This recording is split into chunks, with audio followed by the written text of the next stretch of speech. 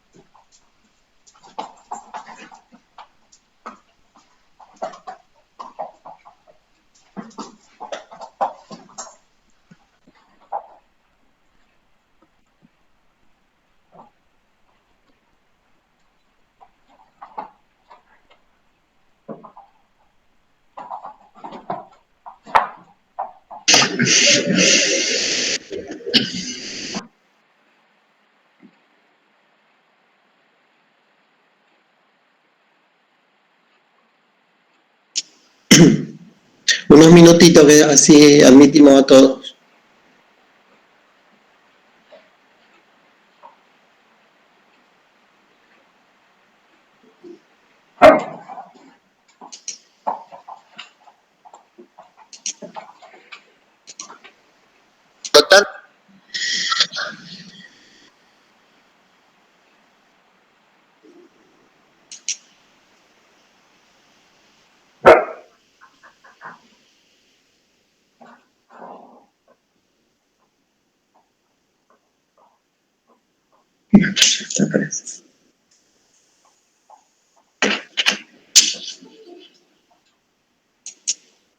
¿Dónde?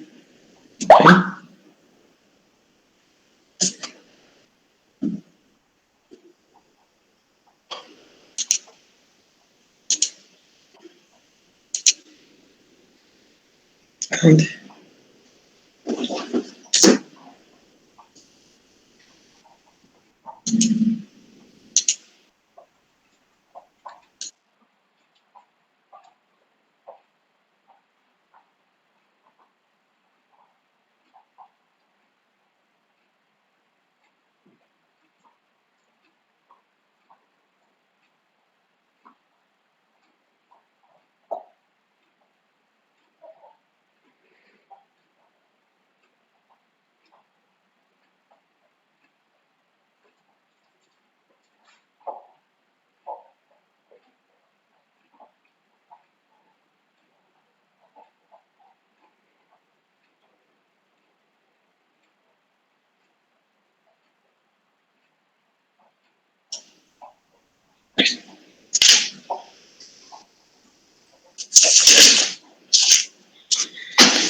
Bueno, buenas tardes a todos. Soy Juan Ostre, profesor adjunto de Cátedra de Neurología. El caso clínico de hoy es eventos isquémicos a nivel del sistema nervioso central. Entonces, bueno, como caso clínico, vamos a tomar un varón de 72 años que consulta por una inestabilidad de la marcha de 5 días de evolución.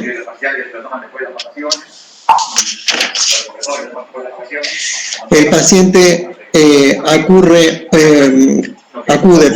a urgencia por la inestabilidad de la marcha de 5 días, como habíamos dicho, de evolución, y que se acompañaba de una diplopía fluctuante.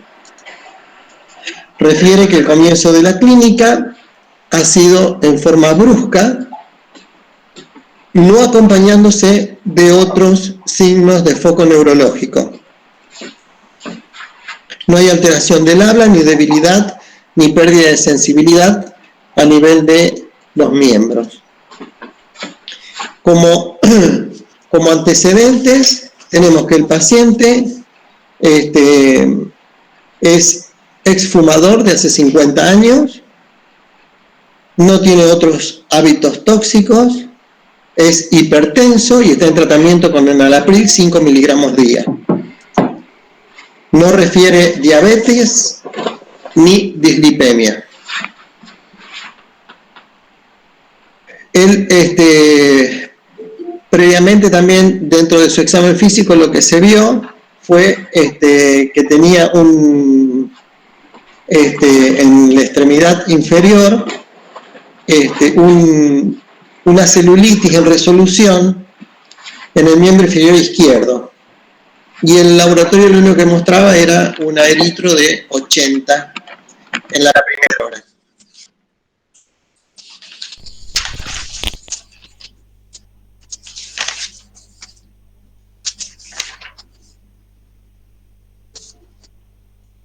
Bueno, esto sí lo voy a leer porque no me voy a acordar de todo, pero bueno. El paciente cuando ingresa por esos síntomas,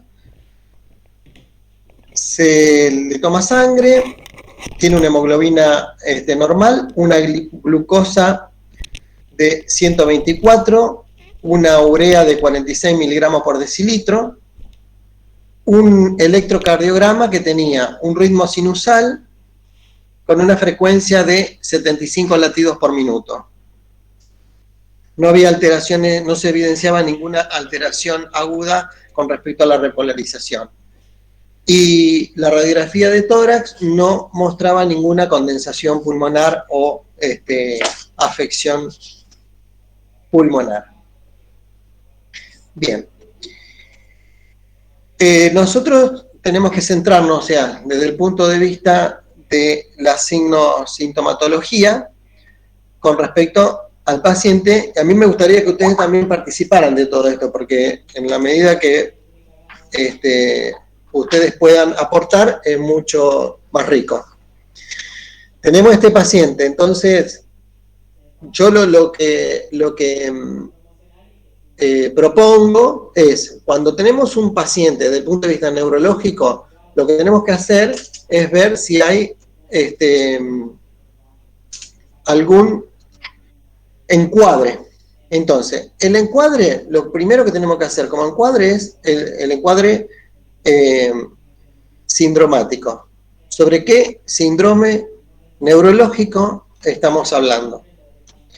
Después, un encuadre desde medianamente ver cuál sería la afectación topográfica del síndrome, de lo que estamos viendo. Un diagnóstico presuntivo con una serie de estudios complementarios que vamos a solicitar y, por supuesto, junto la clínica con los estudios complementarios, tratar de llegar a un diagnóstico de certeza y, de acuerdo a eso, realizar un tratamiento adecuado. No sé si se entendió lo que yo estoy planteando. Sí, profe. Sí, profe. Bien. A ver, alguno que, en total, esto es entre todos,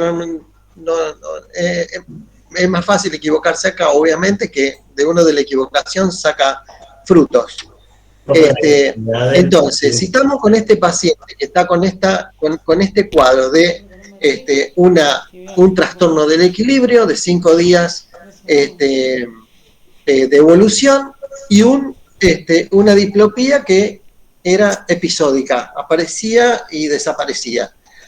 Desde el punto de vista sindromático, ¿qué es lo que estaríamos pensando? Un síndrome, ¿qué? Sí, neurológico, obviamente, pero bueno, a lo mejor todavía no lo dieron, pero nosotros si estamos hablando de un síndrome, tenemos que hablar de síndrome de motoneurona superior, motoneurona inferior, un síndrome periférico o algo más específico. con respecto a este paciente, ¿dónde lo centraríamos? ¿Sobre qué síndrome estaríamos considerando? ¿Está afectando el tronco encefálico? Escucho medio bajo. Digo que se está afectando el tronco encefálico, ¿no? Bueno, pero Profe, nosotros eso sería una localización topográfica. Profe, una pregunta para confirmar. ¿El paciente tiene 72 años? ¿La edad que dijo del caso clínico? Paciente de 72 años con inestabilidad en la marcha Bien. y diplopía alternante. Bien, yo opino que teniendo en cuenta la edad y los factores de riesgo y lo mal controlado que está en relación a su hipertensión, más el factor de riesgo del tabaquismo, topográficamente la clínica sugiere que el compromiso es de algún síndrome de tipo de la arteria cerebral posterior o de las arterias vertebral basilar. Bueno, eso estamos hablando de topográfico, por eso digo, primero hablamos del síndrome. ¿Qué síndrome es? Motoneurona superior, motoneurona inferior. Motoneurona superior. Motoneurona superior, obviamente. Si vamos a la topografía, esa motoneurona, las motoneuronas están desde corteza cerebral hasta médula, primaria, secundaria. Pero bueno, desde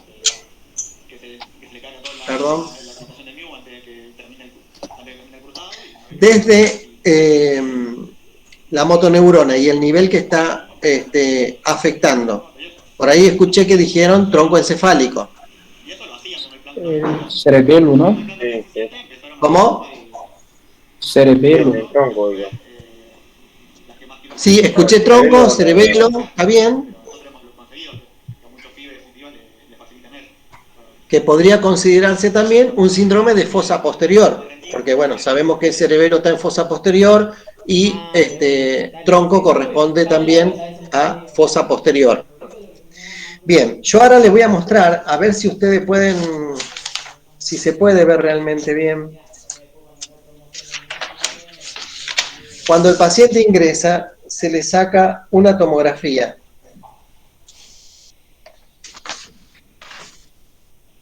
Yo trato de ponerla ahí, no sé si ustedes alcanzan a ver bien. Sí, Está marcada con flechas. Sí, Bueno, está marcada con flechas un área de lesión y en esta.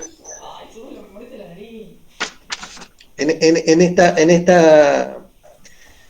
esta foto. Y en esta otra foto lo que se ve es un área hipodensa. En tomografía hablamos de hipodensidades e hiperdensidades. Esto es una hipodensidad, o sea que estamos hablando de que tiene un gran edema. Y acá lo que estamos visualizando es cerebelo. O sea que tenemos una lesión a nivel de cerebelo. ¿Queda claro? ¿Lo ven bien? sí, profe. Sí, profe. Perfecto. Además tenía 5 días y estaba con características y no fue el médico. 5 días. Bueno. Entonces, la tomografía de cráneo dice que tenía una hipodensidad hemicerebelosa izquierda sin efecto de masa ni realce tras contraste, sugestiva de lesión isquémica aguda o subaguda. Lesiones isquémicas crónicas de tamaño lacunar en ganglios basales bilaterales y una teromatosis de las principales arterias intracraneales y ectasia de la vertebral izquierda. Por ahí dijeron que el sistema vertebrovasilar era el que estaba afectado. Sí. Me pareció muy bien lo que dijeron. Bien, bueno, con respecto a la evolución del paciente, el paciente presenta empeoramiento, progresión con nueva clínica, compatible con una encefalopatía isquémica progresiva, y donde los síntomas que el paciente presenta es un desarrollo de una disartria, una hemiparesia e hipoestesia brachiocrural derecha, que es justamente de reciente aparición. Él ingresó por un cuadro, o sea, un cuadro de inestabilidad en la marcha y una diplopía, y después de 6 días, evoluciona con una disartria, una hemiparesia y una hemihipoestesia derecha, y donde se solicita una nueva tomografía. ¿Qué consideran ustedes que pudo haber pasado con este paciente que suma otros síntomas? Hizo otros eventos químicos transitorios. Claro, teniendo en cuenta el reporte de la resonancia que hablaba de zonas ateromatosas, Tomografía, perdón, posiblemente esa zona de penumbra se comprometió, se extendió más por la isquemia, y otros lugares, al haber el aumento de la presión en la zona, por esa oclusión, aumentaron el riesgo de un trombo que se impactó ya en otro nivel y generó la otra clínica que se presentó. Bien, y topográficamente, ¿dónde estaría la lesión? Sigue siendo posterior. Sigue siendo para mí posterior. puede ser un síndrome de Wallenberg que tenga, que está en la pica. Un síndrome de Wallenberg. Porque tiene no tiene todo, no tiene la la hipotesia facial homolateral, sí, eso es lo que me falta. le faltan datos para el Wallenberg. No tiene cefalea. No tiene cefalea. Claro, pero si agregó los síntomas ahora de hipoestesia, eso ya sería más anterior, ¿no? Sería afectado el sistema de la circulación anterior, imagino. Si estamos, sería, o sea, nosotros tenemos tres grandes vasos que irrigan al cerebro: la cerebral anterior, cerebral media y cerebral posterior. Entonces, ustedes están considerando, o la persona el alumno que dijo que está viendo la parte anterior, ¿quiere decir que está afectando otra cerebral? No, la misma, pero hay una compresión mayor y también puede desprender algo. Pero las irrigaciones justamente Claro, está dividida los sectores porque realmente no se invaden.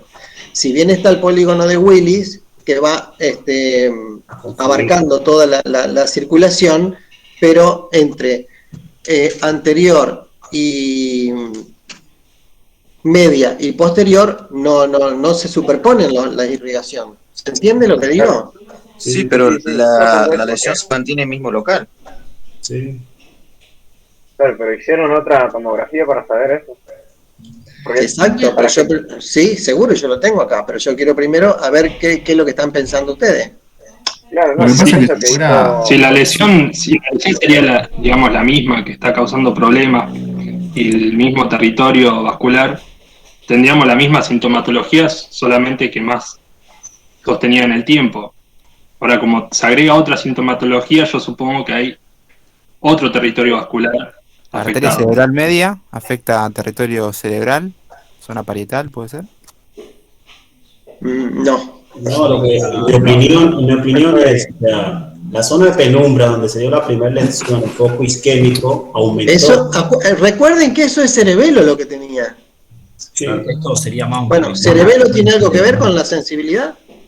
no, no, te va a dar una ataxia. no. Solo con la Ya está, el paciente estaba con esa incoordinación motora, que es lo que tenía al principio, que era su infarto isquémico. Pero ahora apareció otra cosa, apareció la disartria, la hemiparesia y la hipoestesia derecha. Entonces, ¿dónde ponemos la lesión ahora? a nivel anterior. ¿Cómo? A nivel anterior. Temporoparietal. No, temporoparietal La ya cerebral digo que no. media.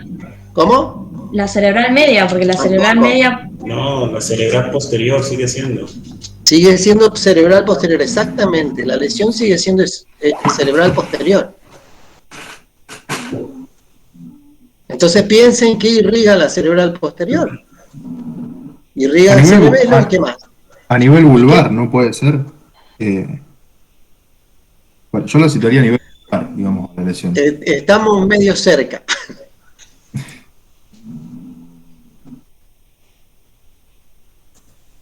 En definitiva, la cerebral posterior irriga el cerebelo y el tronco encefálico. Entonces, ¿qué estructura puede estar afectada para que a mí me dé del tronco cerebral que esté dando estos síntomas? La disartria, la hemiparesia, la hemipoestesia. Puede ser a nivel mesencefálico, o a nivel protuberancial o a nivel vulvar.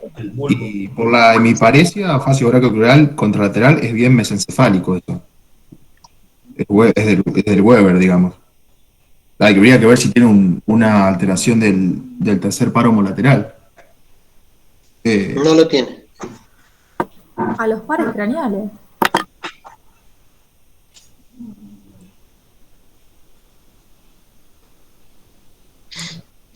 Después, sí, o sea, si tuviera nivel protuberancial, tendría una parálisis facial periférica y hemiparesia brachiocrural contralateral, que no sé si este tiene la parálisis facial.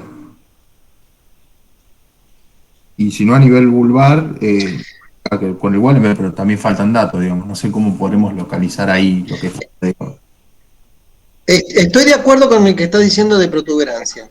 Estoy de acuerdo con eso, pero recuerden que la protuberancia es como una mariposa y el núcleo del facial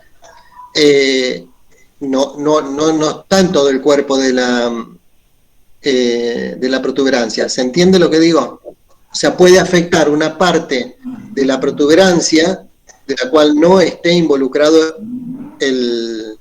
la basilar, profe. La basilar. ¿Cómo? Puede ser la arteria basilar.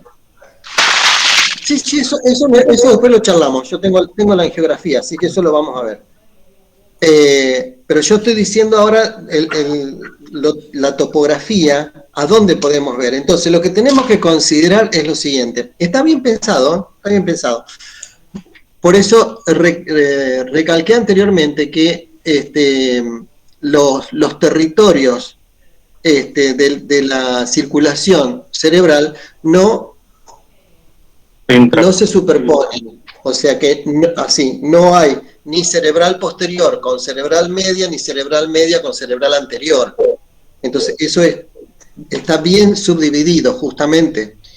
Entonces, cuando hablamos de una arteria, es una arteria. Por eso digo que no es cerebral media, por eso digo que no está afectada la parte ni parietal, ni temporal, ni media, ni capsular, porque sería la cápsula interna la que más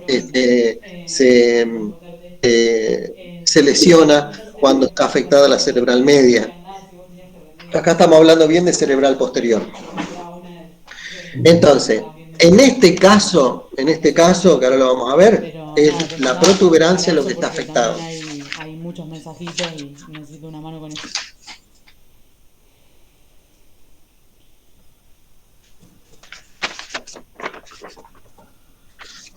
La pongo ahí, bueno, porque yo de atrás me tapo todo y no veo. Si ¿Se alcanza a ver ahí? Un poquitico arriba. Yo tengo uno que no uso. Súbalo un poquitico, profe. Ahí, perfecto. Sí, se ve. Bueno, ustedes fíjense, la parte cerebelosa y después, perdón que así lo marco con el dedo. En la figura del medio, ahí donde está la flecha, eso sería la parte de la protuberancia que está afectada. ¿Lo ven? Sí. Sí. Bueno, por eso decía yo que no siempre está afectado el facial cuando está afectada la protuberancia, porque puede estar afectada la parte anterior, pero acá lo que hay que tener en cuenta es lo siguiente, que no es solamente estructura, mesencéfalo, protuberancia y tronco encefálico, toda la estructura troncal, que es lo que se puede afectar y que puede dar un síndrome. Si bien existen síndromes específicos y puros como el Weber, el Wallenberg, lo que sea, pero Acá lo que hay que tener en cuenta que en el tronco encefálico, ustedes recuerden que también viene la vía piramidal. Entonces, la vía piramidal es la que está afectada y por eso me está dando la paresia o la parálisis de este paciente. ¿Se entiende lo que estoy diciendo? Sí. La vía piramidal que nace en la corteza viene bajando, pasa por la cápsula interna, dobla, sufre una desviación a nivel de la rodilla, de la cápsula, baja al tronco encefálico y cuando está en el tronco encefálico, si está afectada la protuberancia, como en este caso, afecta las vías largas. Entonces, por eso tenemos el síndrome motor y sensitivo. No porque la protuberancia tenga función sensitiva ni motora. ¿Se entiende lo que digo? Sí. Buscando todo lo que engloba y todas las estructuras que pasan a nivel de tronco encefálico.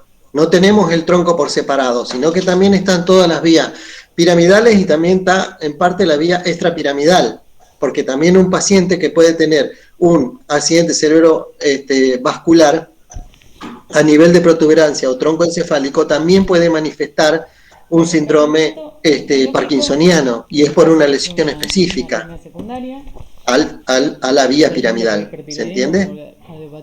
Extrapiramidal, perdón. Mecánico por maniobras vagales. Bueno, seguimos con el paciente. En ese momento, al paciente, cuando ingresó el paciente que se vio la encefalopatía isquémica a nivel de cerebelo, se le indicó como medicación, a ver qué se le podría haber indicado. ¿Un trombolítico? Ya llevaba varios días, porque él ingresa con 5 días de trastorno de su equilibrio. Aspirina. Aspirina. O sea, lo antiagregamos. O sea, después de 5 días al paciente lo antiagregamos. Entonces, el paciente estaba con ácido acetilsalicílico, 200 miligramos día. Y en este momento, cuando el paciente vemos que tuvo una afectación de protuberancia, entonces ahí sí se lo anticoagula. ¿Por qué? Porque el paciente está haciendo isquemia tras isquemia. Entonces, con la antiagregación sola no alcanza. Entonces, acá está sí la indicación de anticoagulación. Ya tenemos 2 o 3 territorios afectados.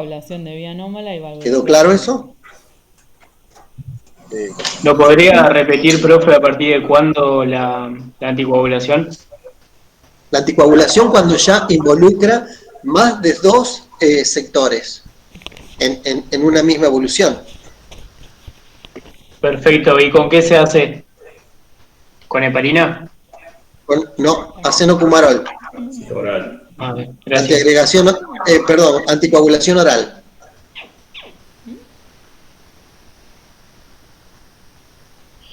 Puedo hacer la anticoagulación oral con Clexeni 40 miligramos en dosis completa, o sea, a cada 12 horas. Clase 1, que son los bloqueantes de los canales de sodio. Pero es, bloqueantes, clase 3. Eso lo estás haciendo, pero eso es inyectable, es subcutáneo. Y clase 4, bloqueadores de los canales de calcio, verapamil. Vos estás hablando de enoxaparina. Encima puede ser 1A. Vos me nombraste Clexane. Clexane es un nombre comercial. La droga es la enoxaparina. La enoxaparina se usa en internaciones prolongadas, ya sea de un accidente cerebrovascular, se usa en un infarto de miocardio o lo que sea, en pacientes que van a estar más de 5 o 6 días internados y sin movimiento. Este paciente, cuando él ingresó y estaba con solamente su inestabilidad, es un paciente que a pesar de estar inestable, él puede ir al baño, o sea que puede caminar, puede andar, tiene su movilidad a nivel de los miembros. Posteriormente, cuando agrega la hemiparesia, que sabemos que no se va a mover, entonces directamente el paciente se le da, se decidió darle acenocumarol, anticoagulado, por vía oral. Dale, gracias, profe.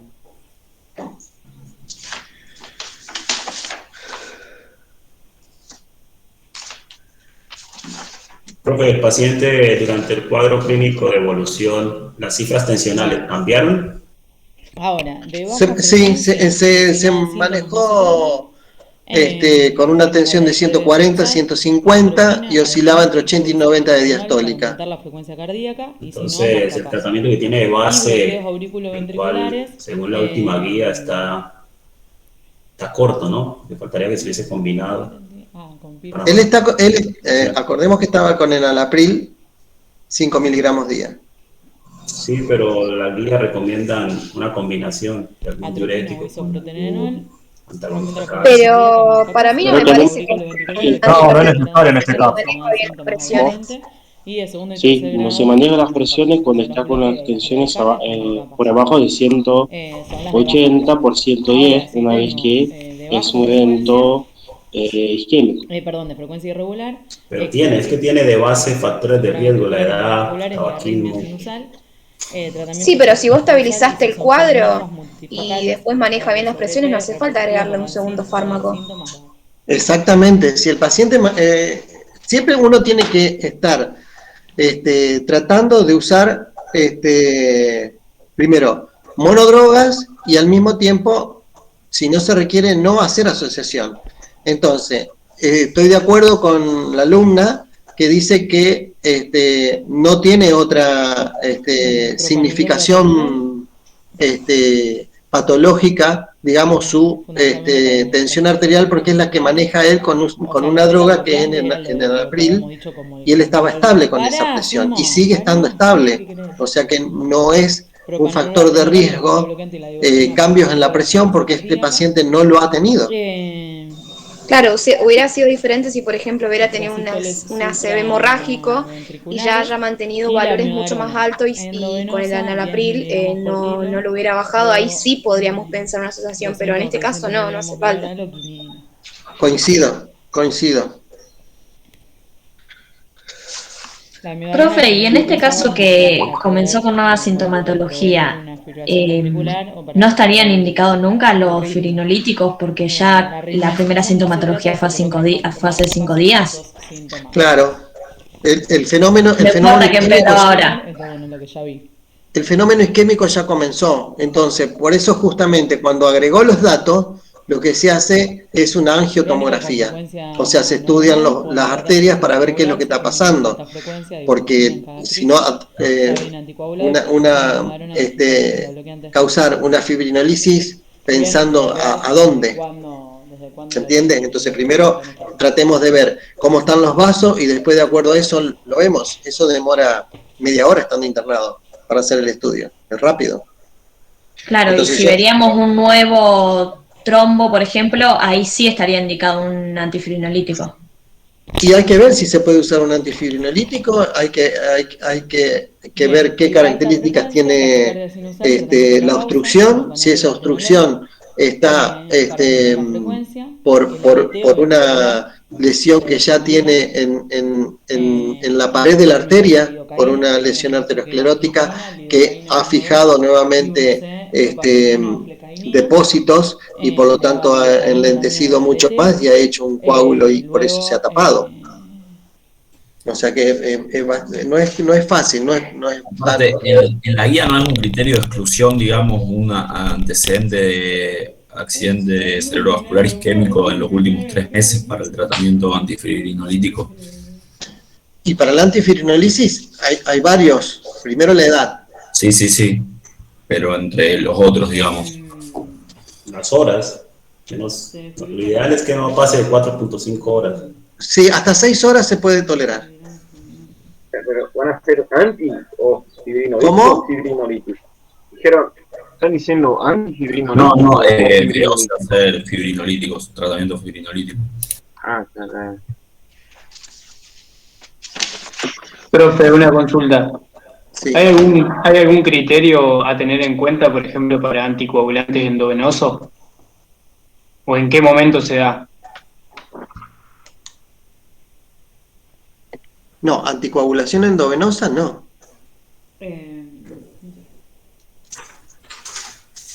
La anticoagulación, por lo general, se hace oral o subcutánea. La quinidina, la amiodarona. Con las heparinas de bajo peso molecular. Sí, me refería a subcutánea, perdón. Ah, está bien. Sí. Inyectable sí, sería, no endovenosa. Lo que quisiste decir. Exacto. Estamos de acuerdo entonces. Sí.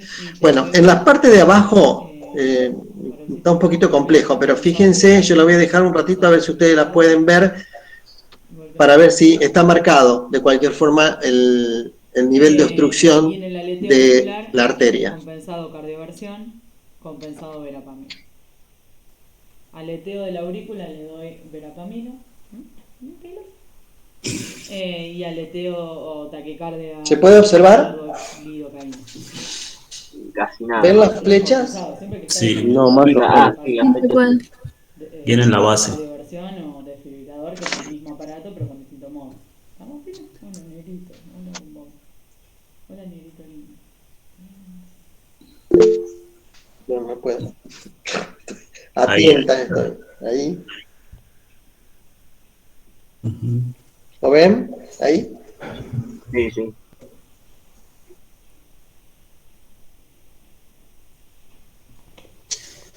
Bueno, bien. Reanimación cardiopulmonar, A, cardioversión para el verapamilo y... Entonces, lo que informa es un defecto de represión en la arteria vertebral izquierda con repermeabilización de uno de los segmentos. Defecto de represión en la arteria vertebral derecha también, focal en uno de sus segmentos, con repermeabilización distal. La arteria basilar permeable y el polígono de Willis permeable. Si comparan con la tomografía previa, persiste un área hipodensa en el hemisferio cerebeloso y la hemiprotuberancia izquierda en relación con la lesión isquémica establecido sin cambio significativo del tamaño. La lesión hipodensa en el hemisferio cerebeloso derecho probablemente también es una isquemia establecida. Conclusión, es una trombosis vertebral izquierda que se origina en unos segmentos proximal con repermeabilización de los distales, con estenosis y obstrucción focal de la arteria vertebral derecha a nivel de su segmento medio.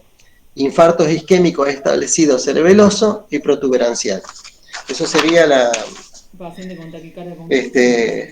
el informe de la tomografía con... ¿Podría repetir, por favor, profesor? Bueno. Trombosis vertebral izquierda, estenosis u obstrucción de arteria vertebral derecha, infarto isquémico establecido cerebelosos y protuberancial. Ese sería el diagnóstico. Muchas gracias. No, por favor. Corres estrecho, regular. No, desfibrilación auricular. Sí, aleteo auricular o taquicardia. 95% de las sexuales. No lo suprime, pero permite evaluar mejor el ritmo. Bueno, el paciente cursó una semana más con respecto a su segundo su segundo lesión topográfica a nivel de protuberancia y se estableció, como dijimos, un tratamiento de anticoagulación. ¿Algo más se le ocurre que se pueda hacer con este paciente? Desde el punto de vista del tratamiento. Bueno, en cuanto a lo no farmacológico, sugerirle el cese o la suspensión del tabaquismo, cambiar hábitos de vida, esa actividad. Pero ya no fuma más. No, ya no fuma, fue antecedente, pero abandonó hace más de 50 años, digamos. Por eso sus pulmones, digamos, no tenían ninguna patología. O sea, estaba un pulmón normal. Y en la literatura está descrito... Las estatinas, profe, nos falta agregarle. Exactamente. ¿Cuánto le daríamos de estatina? Sí, depende de la dosis moderada o alta. Por ejemplo, ¿Podría ser de 40 a 80 miligramos de rosuvastatina? Sí, sí. En promedio se lo dejó con 40 miligramos de rosuvastatina. La anticoagulación, la rosuvastatina, se siguió con el anapril porque el anapril era que controlaba bien su presión arterial, así que eso no se modificó. Y se le indicó rehabilitación kinésica. Recuerden que el paciente estaba con una hemiparesia y por lo tanto tenía que mejorar para tener una autonomía plena, o lo más plena posible. Y en ese caso, la cifra de tensión, ¿no tratamos de bajarla un poco? No, y menos siendo un isquémico.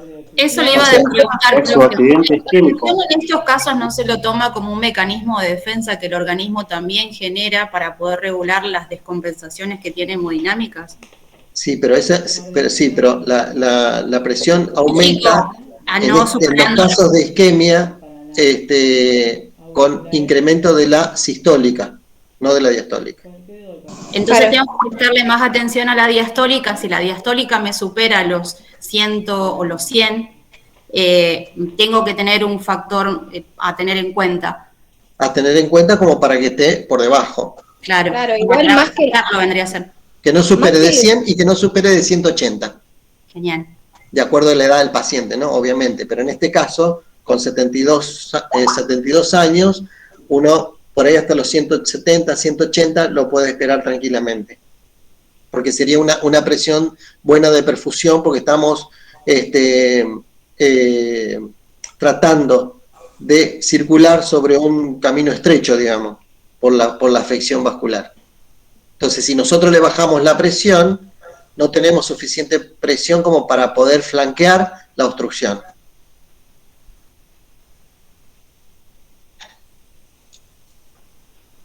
Muchas gracias, profe. Genial. Bueno, un gusto. La semana que viene tenemos otro caso clínico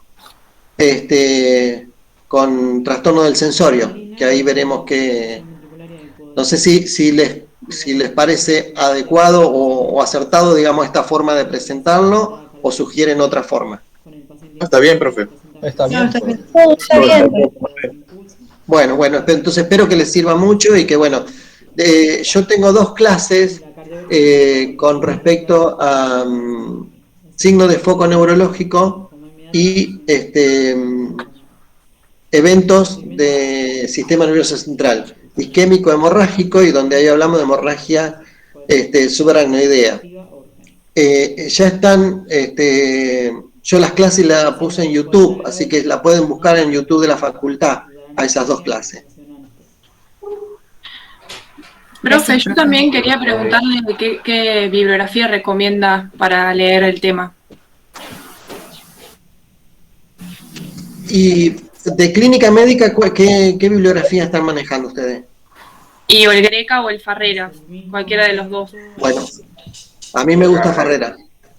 Bueno, bien. Farrera está muy bien dado. Gracias. Está muy práctico. Y desfibrilación para fibrilación ventricular, aleteo ventricular. ¿Alguna pregunta más? No, profe, muchas gracias. Bueno, un gusto y gracias a ustedes por escucharme. Gracias. Gracias. Muchas Bueno, que anden bien, hasta luego.